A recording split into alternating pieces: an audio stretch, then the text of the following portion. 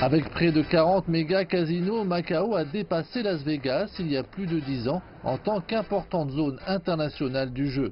Et c'est le plus grand mais pas le seul attrait touristique de la ville. Peu importe de quelle manière vous regardez Macao, cette petite destination fait son poids en termes d'achalandage touristique.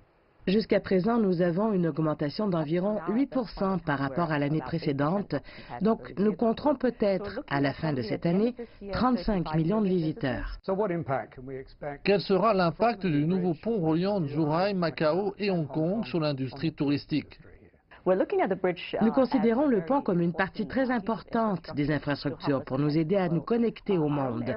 Notre propre aéroport n'autorisant que les vols régionaux, nous avons donc évidemment besoin d'autres accès ou d'autres connexions, en particulier vers l'aéroport international de Hong Kong, pour nous aider à rejoindre le marché des vols moyens et long courriers.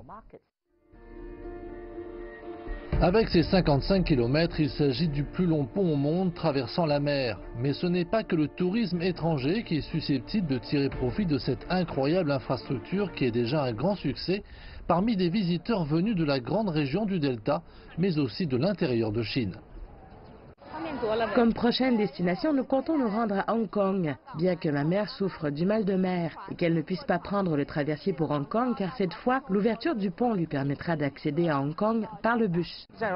C'est très pratique pour se rendre à Macao en conduisant ma propre voiture par le pont. Le pont réduira le temps de trajet entre les trois villes du sud de la Chine à environ une demi-heure, ce qui facilitera les déplacements plutôt que de prendre le traversier, ce qui est beaucoup plus long et soumis aux conditions météorologiques.